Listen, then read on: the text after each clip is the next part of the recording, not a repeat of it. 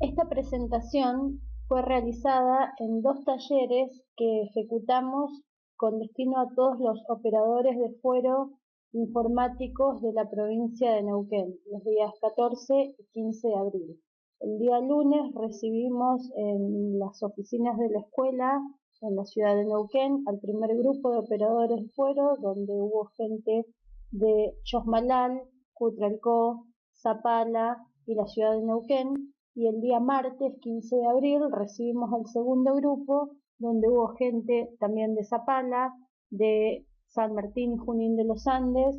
de la ciudad de Neuquén. La idea de hacer este taller estaba orientada a presentar a quienes están en contacto diario con los usuarios de los sistemas informáticos lineamientos sobre la reforma procesal penal que les permitieran identificar a ellos también algunos problemas que se van presentando y, en la medida de lo posible, desde su propio conocimiento, brindar soluciones priorizando aquellas situaciones que son de necesidad inmediata de aquellas otras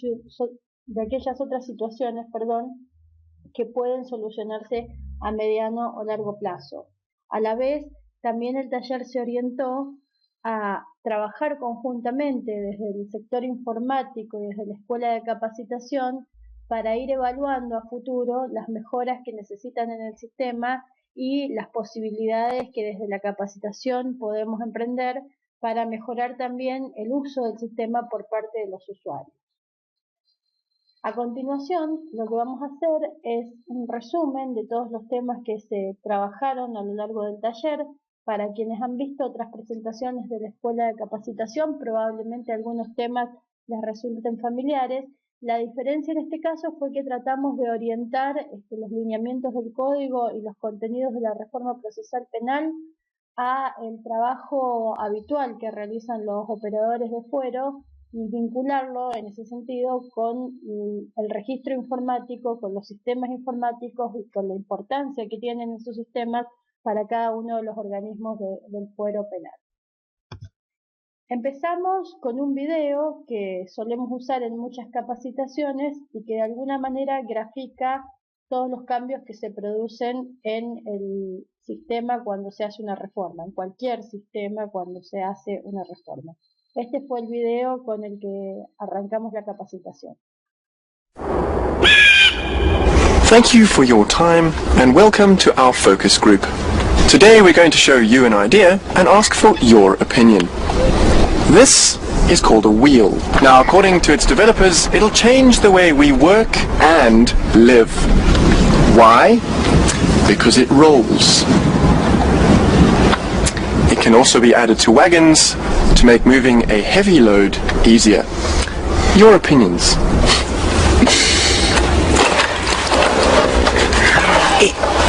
If it rolls, that means it could roll away and get lost, right? Or it could roll over your foot. It's the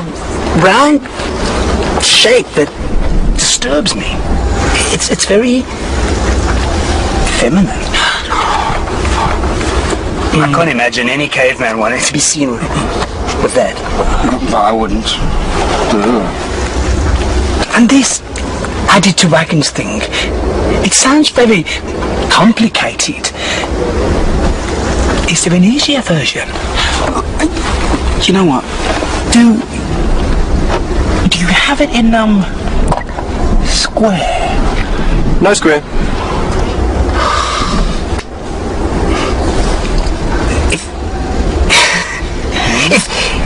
If there was a square one, Yeah? it didn't roll.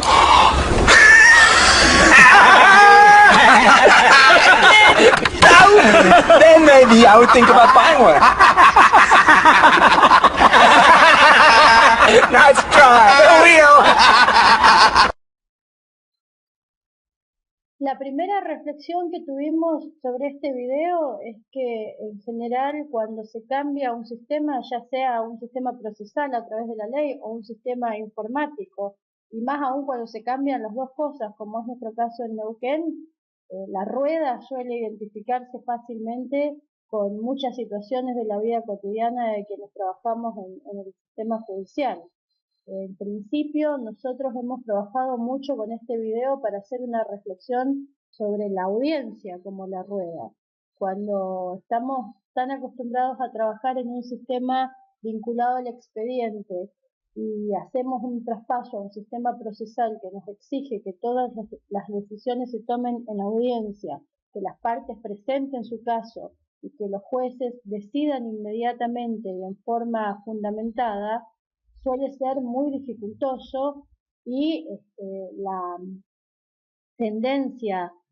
a intentar de una u otra forma traer prácticas propias del expediente es casi natural porque es el método con el que trabajábamos hasta ahora. La segunda reflexión que hicimos en el taller tiene que ver con la cocina de la audiencia, por decirlo de alguna manera. Para que una audiencia se lleve a cabo hay muchas cosas que realizar antes y muchas de esas cosas, en el caso neuquino, tienen que ver con el sistema informático, con cargar un legajo, con identificar a los intervinientes, con dar datos precisos para realizar las notificaciones. Entonces es ahí donde también el sistema informático puede identificarse como la rueda, porque no solamente venimos acostumbrados a un sistema de expedientes, sino que en general el mundo judicial es un mundo bastante reacio al uso de las tecnologías, no por una cuestión de ignorancia o de resistencia terca o de sospecha, sino porque justamente parte de nuestra cultura es la cultura del papel. Estamos muy acostumbrados a que si a mí me toca controlar determinado tipo de cosas, por ejemplo, a mí me toca controlar todos los casos que están en ejecución de sentencia, y yo fabrico de alguna manera mi propio método, y mi propio método suele estar vinculado a un cuaderno, una libreta o un archivo en Word o en algún programa donde yo voy llevando mi control, conozco los casos, sé qué es lo que pasa. El gran problema con eso es que no dialoga. Y si yo me enfermo, pido una licencia, cambio de trabajo, renuncio, me voy a otro lugar, es difícil que la persona que venga después de mí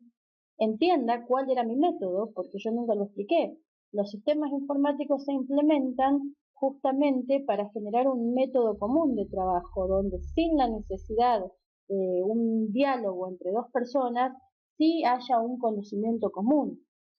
Nosotros empezamos a implementar la reforma procesal penal el 14 de enero del 2014 y en paralelo a la implementación de la reforma procesal penal se implementó un nuevo sistema informático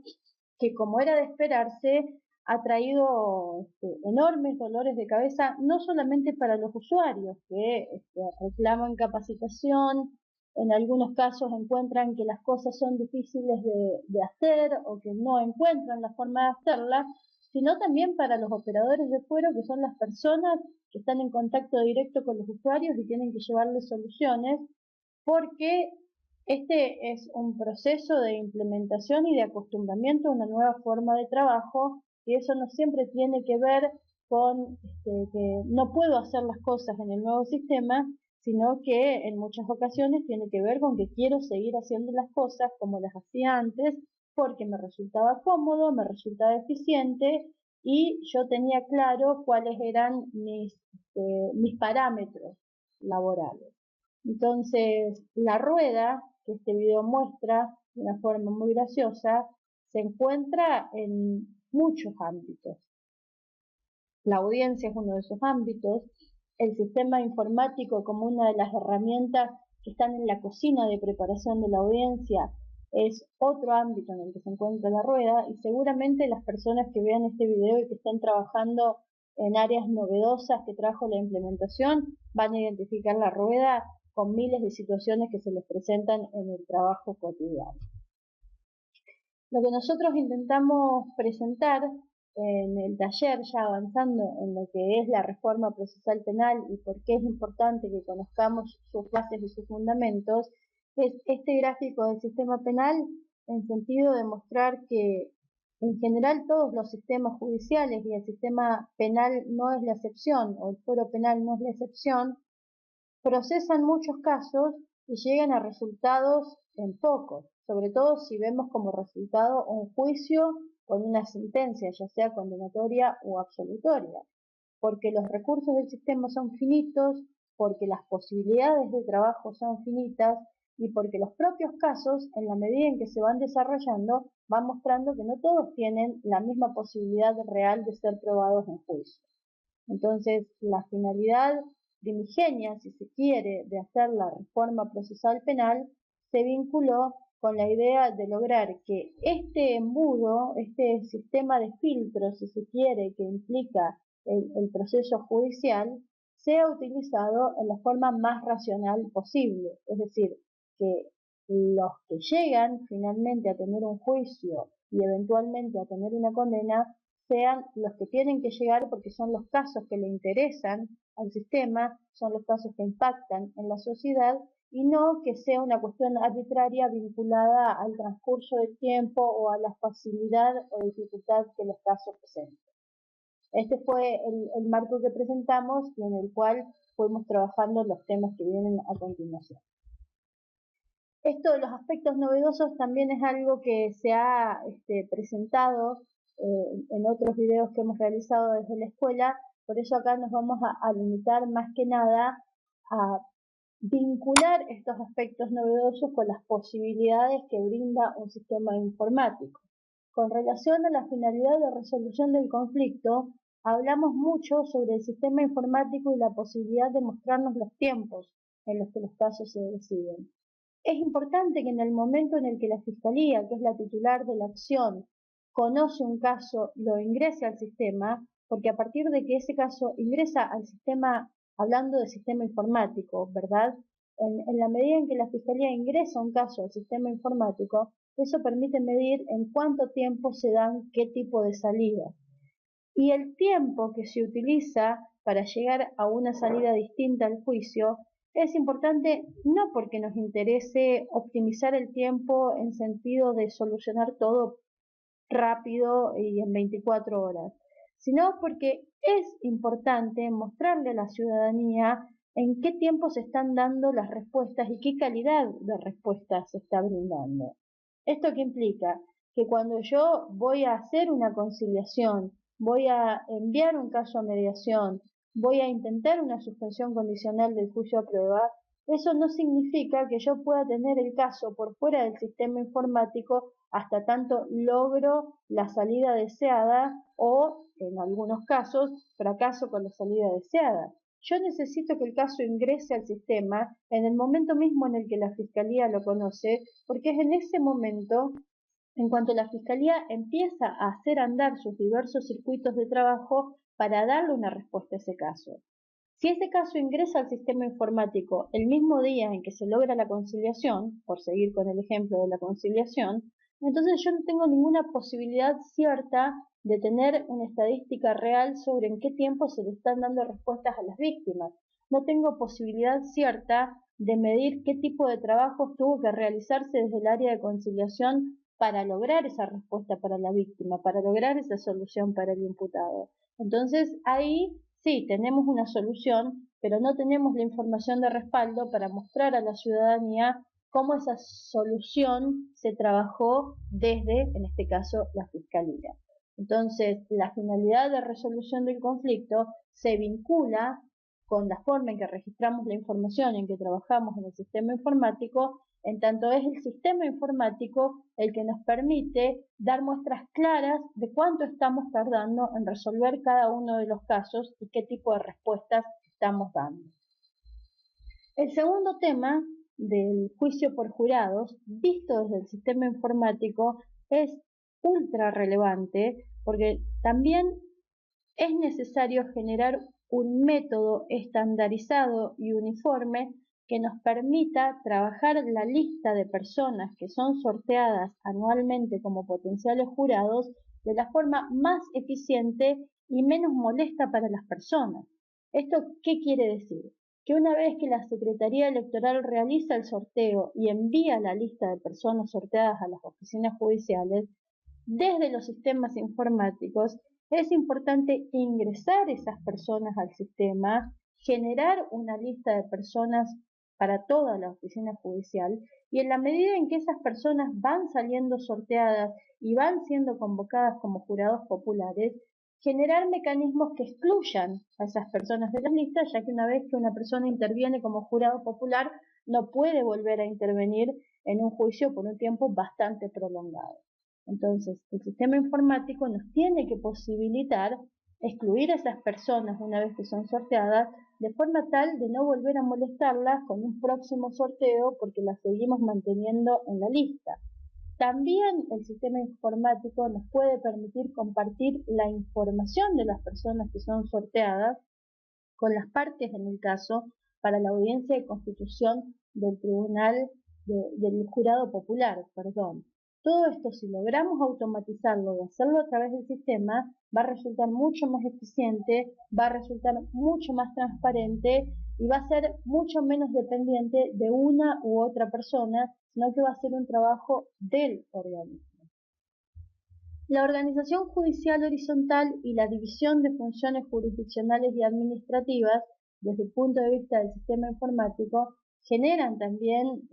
desafíos importantes, como lo decía cuando comenté la reflexión que hicimos alrededor del video de la rueda.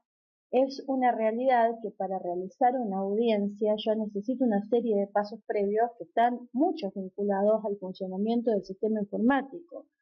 Recibir la solicitud de audiencia y los datos del legajo para fijar en la agenda la audiencia, determinar qué juez es el que va a intervenir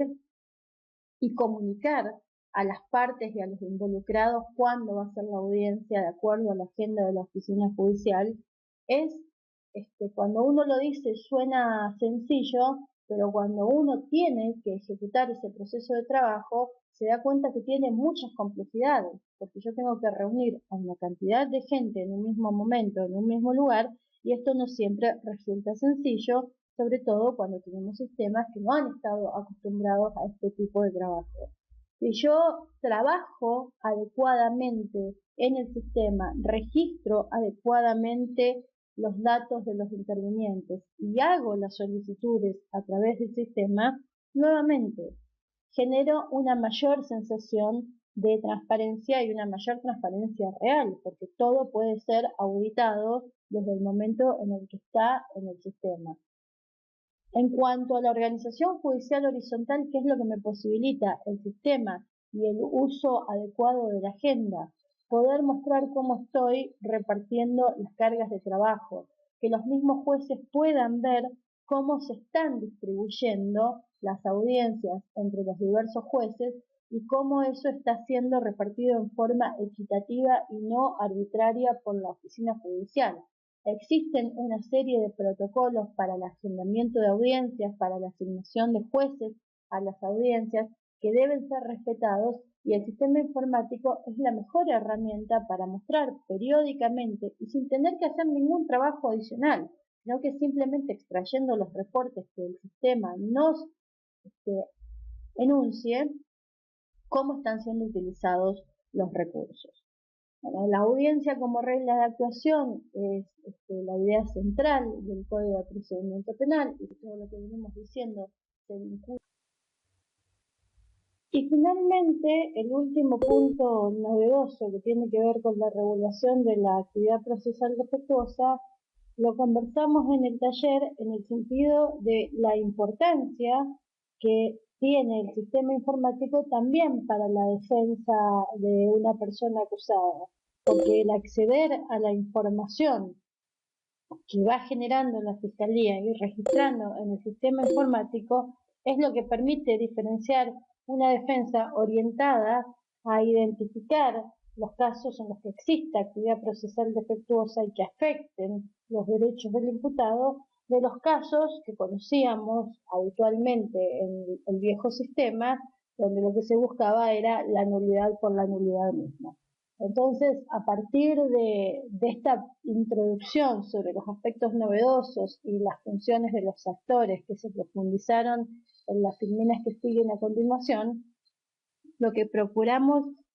evidenciar es que el sistema informático aún siendo el mismo, tiene finalidades distintas de acuerdo al organismo que lo esté trabajando.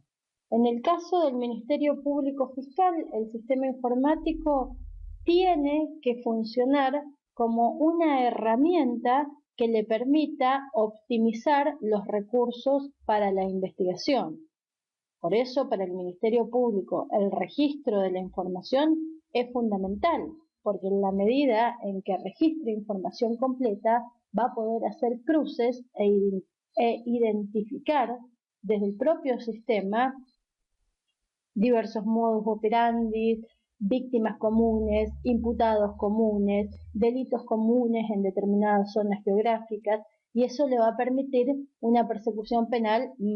más avanzada que la persecución penal del caso a caso. En el caso de la oficina judicial, por su parte, el sistema informático es de gran importancia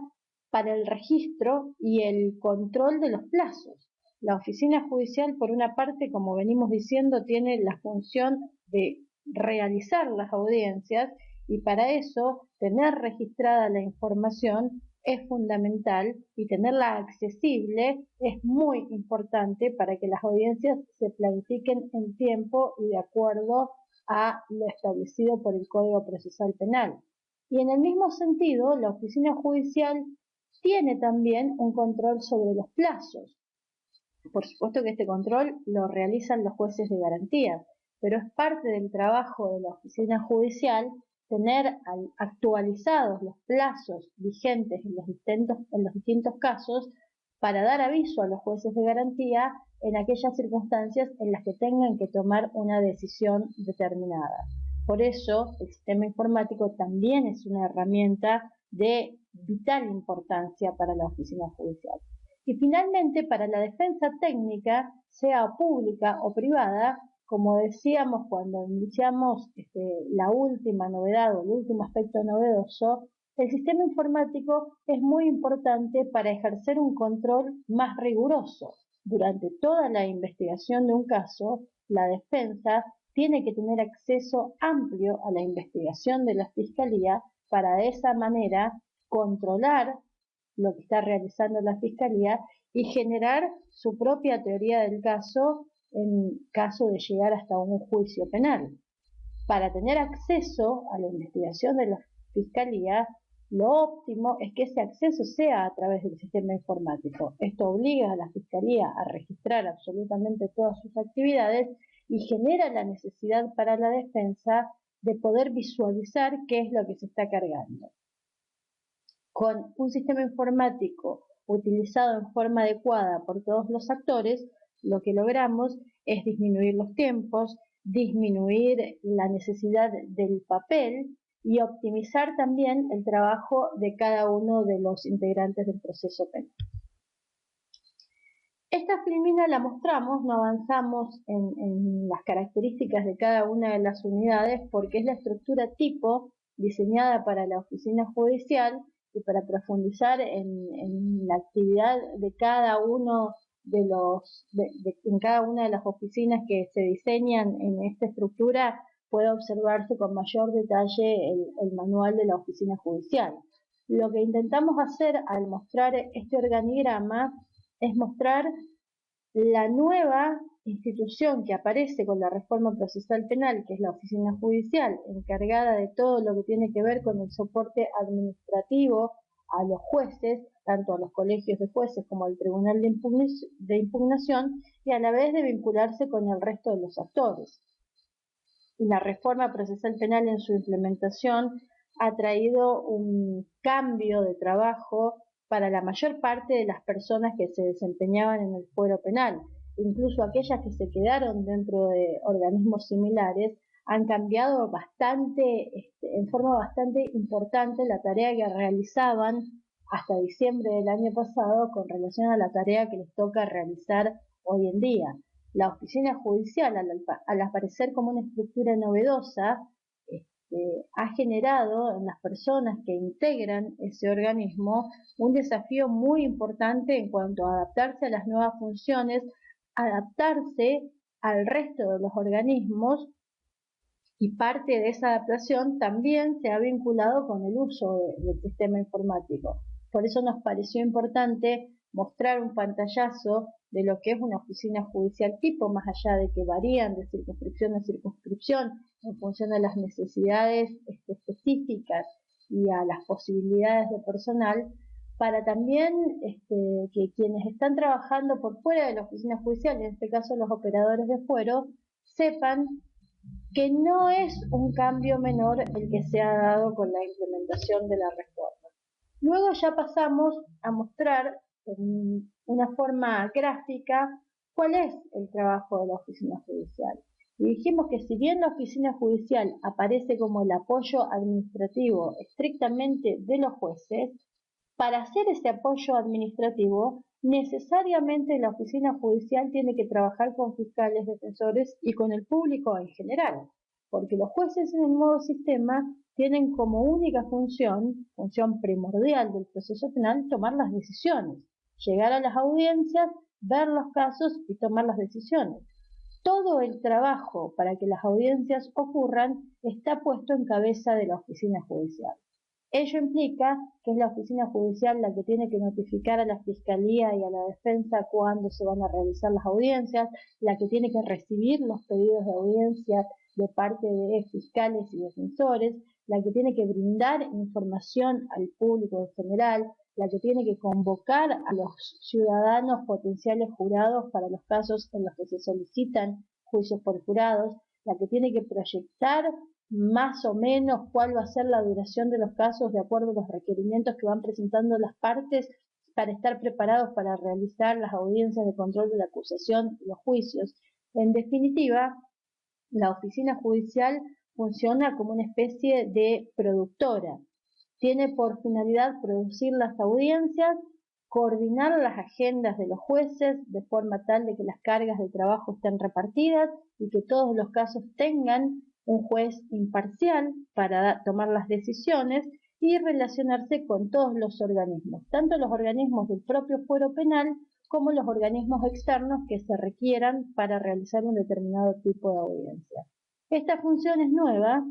porque aparece encadenada con la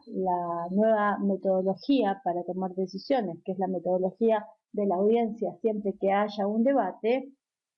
y ha generado un desafío tanto para los jueces en cuanto a su propia organización, vamos a ver un poco más adelante a qué nos referimos con esto, como para el resto de los organismos en términos de relacionarse y respetar los distintos ámbitos de competencia funcional que los organismos tienen.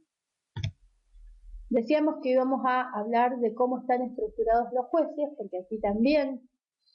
aparece un cambio sustancial. En el caso del Tribunal Superior de Justicia, que aparece en la punta de la pirámide porque es la última instancia de impugnación que el Código regula en casos muy específicos, sigue existiendo la sala penal. En el caso de la impugnación, lo que era la Cámara de Apelaciones para toda la provincia en materia penal desaparece con el nuevo procedimiento y se crea un tribunal de impugnación para toda la provincia integrado por 13 miembros. 2 de esos miembros tienen su asiento en la 4ª circunscripción judicial, que es San Martín, Junín y Villa Langostura.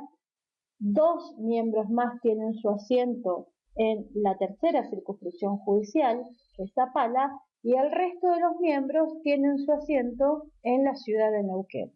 El Tribunal de Impugnación está integrado por quienes en el antiguo sistema eran miembros de la Cámara de Apelaciones a nivel provincial para la materia penal y quienes eran miembros de las cámaras que realizaban juicios y que hicieron su opción, en el caso del interior, donde las cámaras decidían tanto juicios penales como civiles, por el fuero penal.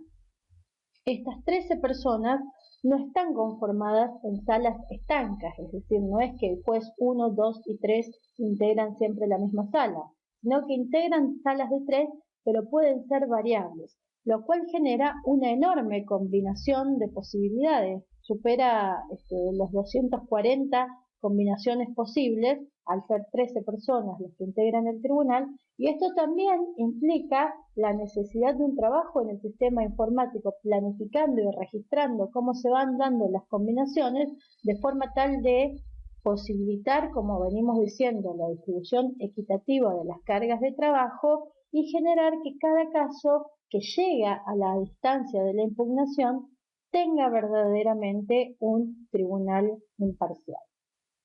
Y en la base de la pirámide aparecen los colegios de jueces, que están integrados por las personas que en el antiguo sistema eran jueces de instrucción o jueces correccionales. En la provincia existen dos colegios de jueces: el Colegio de Jueces de la ciudad de Neuquén, de la primera circunscripción, y el Colegio de Jueces del interior de la provincia. En el caso de Neuquén, todos los jueces evidentemente tienen su asiento en la ciudad de Neuquén, y en el caso del interior hay una complejidad muy grande porque es un solo colegio que tiene 3 jueces en Cutralcó, un juez, una jueza en Zapala, 2 jueces en Junín de los Andes y 2 jueces en Chosmalal. Esa es la conformación del colegio en la fecha de hoy, abril del 2014. La ley de organización judicial ha generado nuevos cargos de jueces, tanto para la ciudad de Neuquén como para las circunscripciones del interior, por lo cual los colegios van a ir creciendo. Pero acá uno ya empieza a ver que en el caso de la ciudad de Neuquén, el principal desafío del colegio de jueces, y vamos a ver en las siguientes filminas cuáles son sus funciones específicas, es trabajar con la carga procesal más grande de la provincia, ya que la ciudad de Neuquén, la primera circunscripción, no solo la ciudad de Neuquén, tiene la mayor parte de los casos penales que ingresan al sistema. Pero en el caso del Colegio de Jueces del Interior, la complejidad del trabajo de ese colegio radica en que al estar separados geográficamente, tienen una necesidad de trasladarse en forma permanente para cumplir con las audiencias que las oficinas judiciales van generando en todas las circunscripciones. Oficinas judiciales en la provincia de Neuquén hay 5, una en cada circunscripción.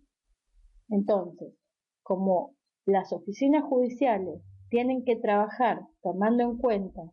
nuevamente las cargas de trabajo equitativas, la cantidad de jueces posibles y la necesidad de tener jueces imparciales para la toma de decisiones,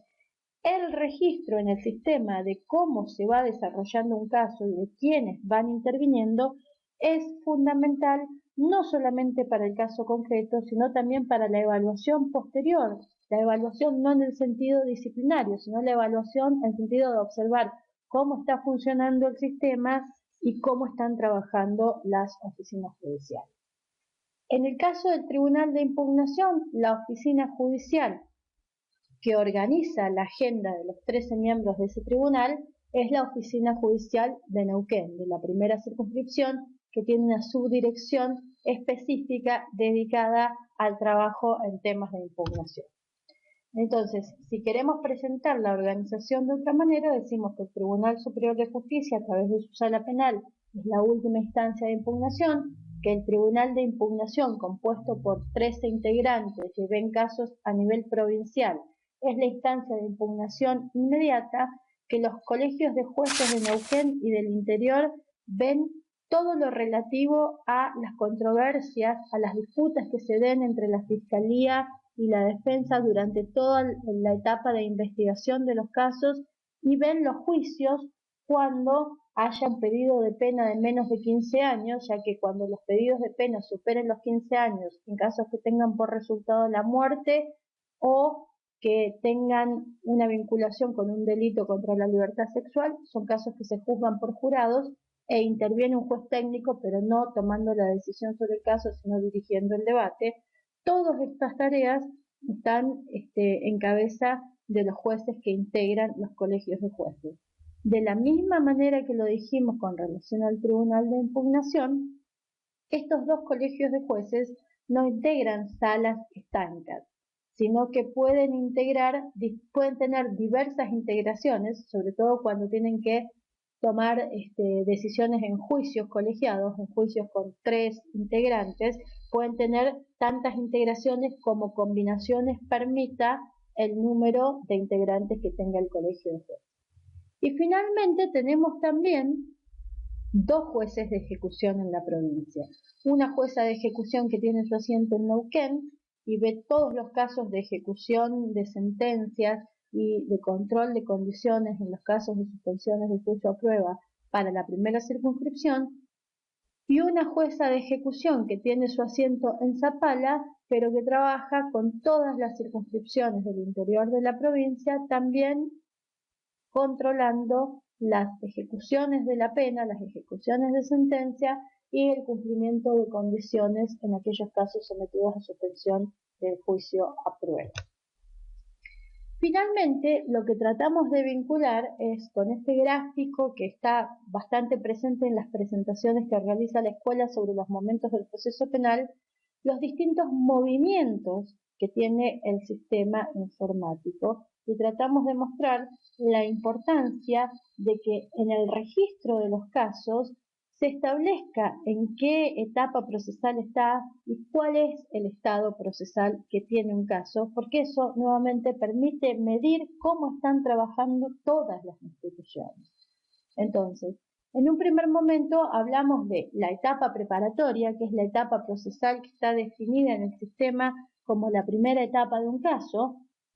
y que comprende estos dos momentos procesales, el momento de admisión del caso y la etapa preparatoria en sí misma, el momento de investigación específica del caso. Y lo que vimos es que dentro de la etapa procesal, todo esto en el sistema informático es algo que se registra manualmente. Una persona cuando registra un caso tiene que seleccionar en qué etapa procesal está ese caso, y una vez que seleccione la etapa procesal en la que está ese caso, va a poder seleccionar qué estado concreto procesal tiene ese caso dentro de la etapa seleccionada. Entonces, acá en la columna de la derecha, lo que podemos ver son todos los estados procesales que están vinculados con la etapa preparatoria. Y podemos identificar con mayor claridad si estamos vinculados a la investigación y seguimiento de los casos, cuáles estados tienen que ver con la admisión del caso y cuáles estados tienen que ver con la investigación del caso. En principio, desde el estado procesal iniciado hasta el estado procesal con suspensión de juicio a prueba, podríamos decir que nos encontramos en el momento de admisión del caso regulado en el Código. Y todas estas decisiones están vinculadas directamente con el trabajo que realice la Fiscalía. Quien conoce los casos penales es el Ministerio Público Fiscal. Entonces, cuando registra un caso, el primer estado procesal que tendrá ese caso, cuando, por ejemplo, viene una persona a presentar una denuncia o recibo un informe policial, el primer momento que tendrá, el primer estado procesal que tendrá ese caso será el estado de iniciado. Una vez que se tome la primera decisión del caso, que yo puedo recibir la denuncia, tener el estado de iniciado, hacer un análisis del caso, establecer que no constituye delito y desestimarlo directamente. ¿Por qué es importante que, aunque lo vaya a desestimar porque no constituye delito, lo registre como iniciado en el sistema informático? Porque es trabajo humano. Cuando yo recibo una denuncia en la Fiscalía, la registro, la analizo y tomo una decisión, estoy utilizando recursos para hacer ese análisis y tomar esa decisión. Y como estoy utilizando recursos, es muy importante que eso quede registrado en el sistema porque es lo que me permite mostrar cuánto y en qué casos está trabajando la Fiscalía. De la misma manera que me permite identificar universos. Si de repente yo sistemáticamente recibo denuncias por hechos que no constituyen delito, a partir de ahí yo puedo generar una política de comunicación, por ejemplo, para transmitirle a la población que la Fiscalía no es el lugar para ir a pedir solución a determinados temas. Si yo no hago ese registro en el sistema informático, entonces lo más probable es que nunca me entere, y si nunca me entero, nunca voy a poder tomar decisiones con relación a eso. Porque pensémoslo en términos de sistema de trabajo. Las decisiones de política institucional En general las van a tomar las cabezas de área, los fiscales jefes o el fiscal general. Y son ellos los que necesitan tener un registro acabado de la información para poder tomar decisiones que favorezcan a la ciudadanía y que optimicen el trabajo de todos los integrantes de la Fiscalía. Por eso es importante siempre registrar en el sistema informático. Cuando yo tome la decisión de ir adelante con el caso y ver si tengo posibilidades de abrir una investigación, es cuando el estado procesal va a ser en averiguación preliminar. La averiguación preliminar, sabemos de acuerdo al código, si hay una persona identificada como responsable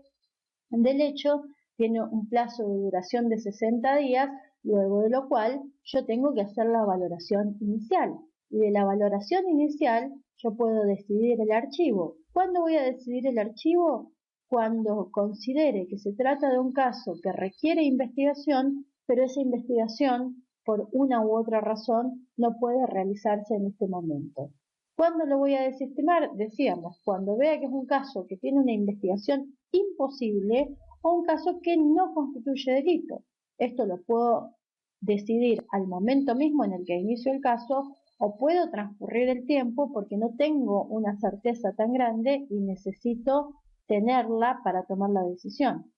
O puedo aplicar un criterio de oportunidad. Esas son las tres decisiones que se derivan de la valoración inicial. Si aplico un criterio de oportunidad,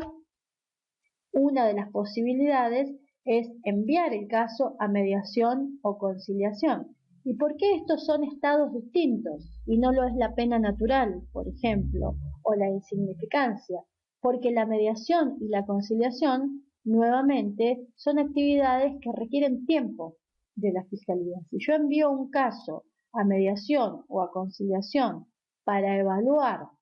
si procede un criterio de oportunidad por mediación o por conciliación, va a haber personas en la Fiscalía que van a citar a la víctima, van a citar al imputado, van a promover una reunión, van a evaluar el caso, van a tratar de llegar a esa solución a través de la mediación o la conciliación, y esto es tiempo. Y es importante que se registre cuántos casos hay en cada uno de estos estados procesales, porque, nuevamente, esto me permite medir con mayor efectividad en qué áreas está trabajando más la Fiscalía y cuáles son los recursos que yo tengo que fortalecer dentro del Ministerio Público Fiscal. También en el momento de admisión del caso yo puedo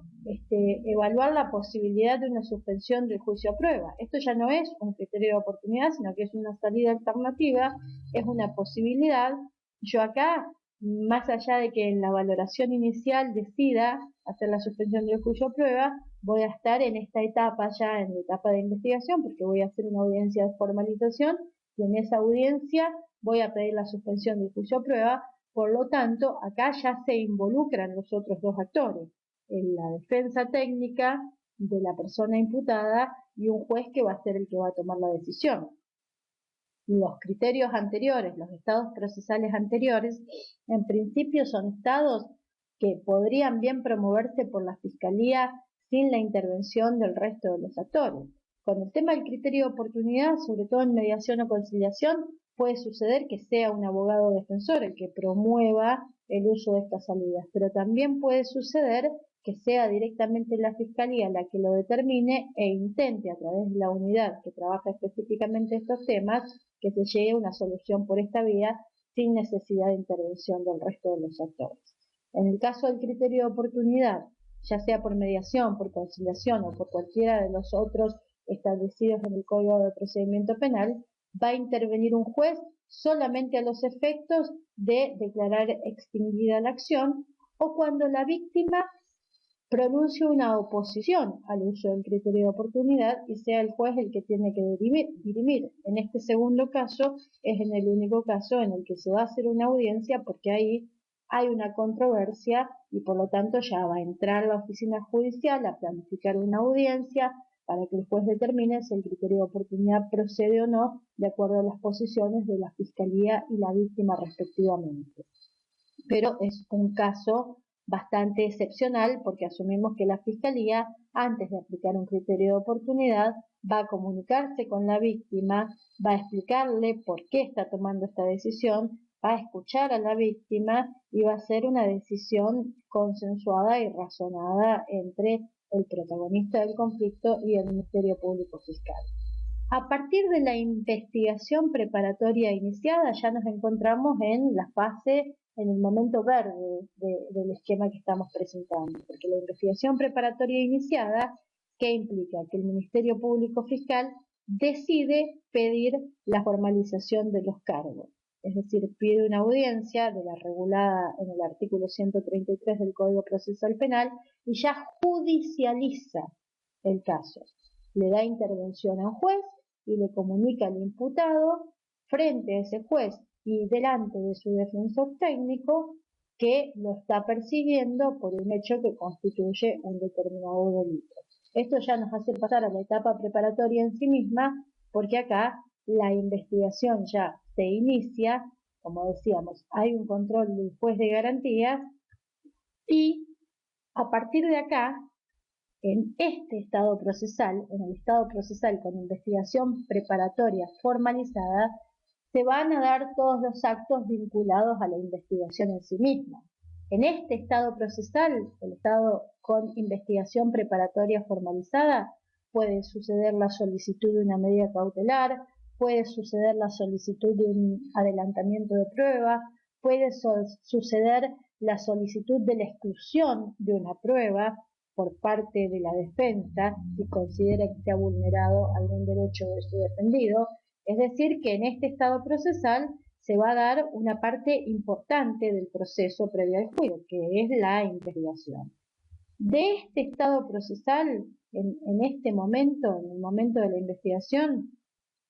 pueden sucederse distintas decisiones. Una decisión es el sobreseimiento, cuando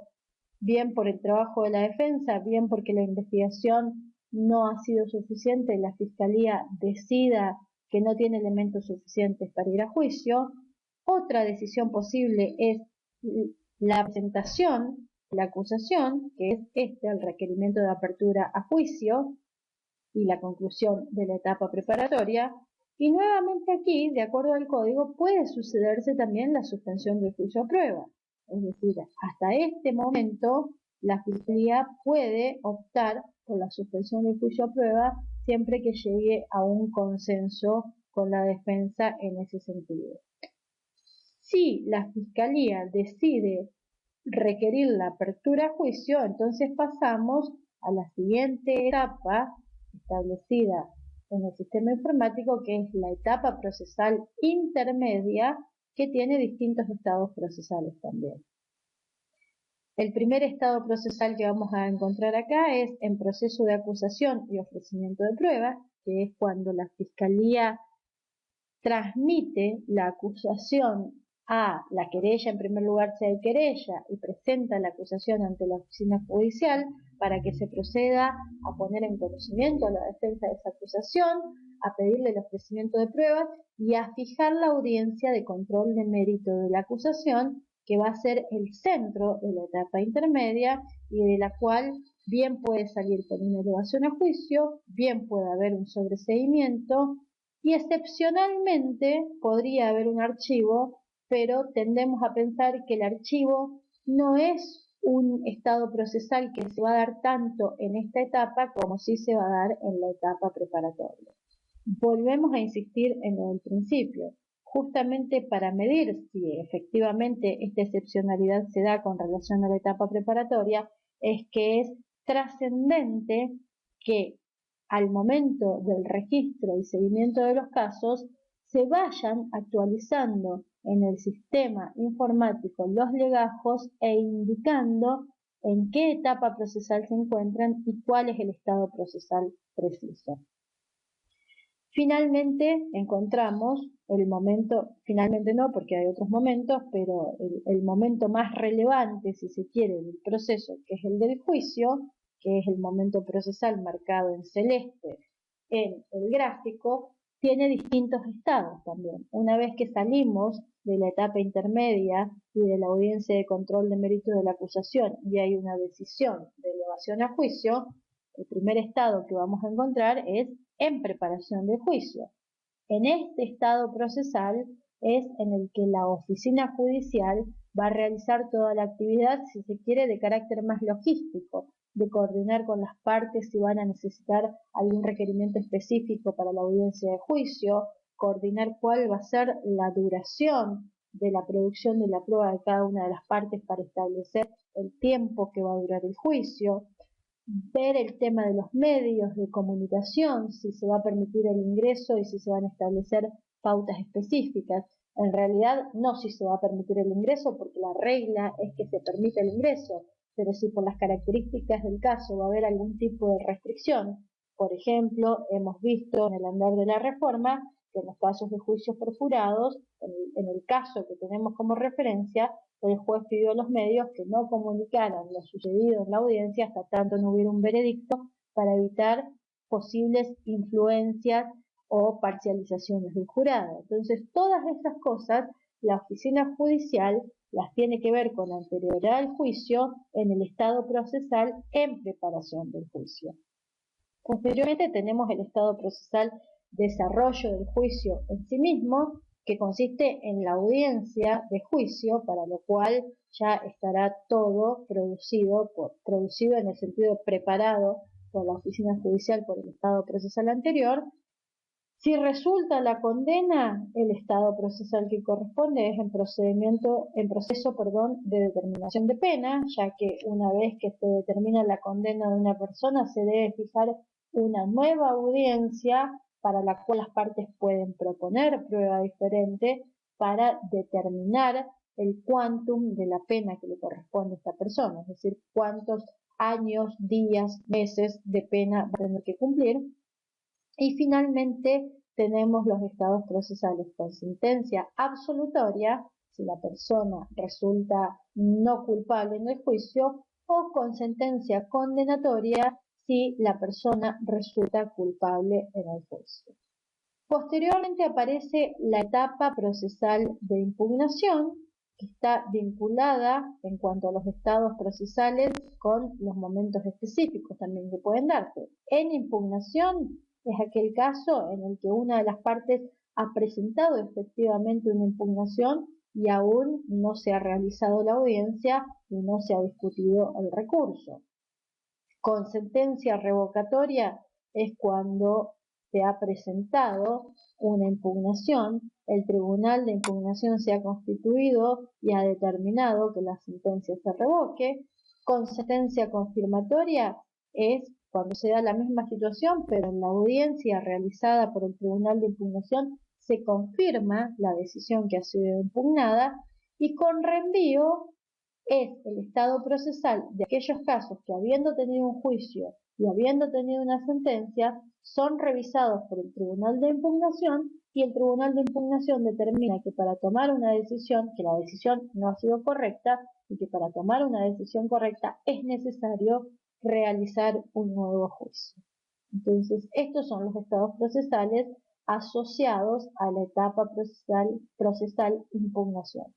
Y finalmente aparece la ejecución de la pena en el sistema informático como una etapa procesal. Cada una de las oficinas judiciales tiene una unidad específica que trabaja en ejecución de la pena y, como vimos unos momentos antes,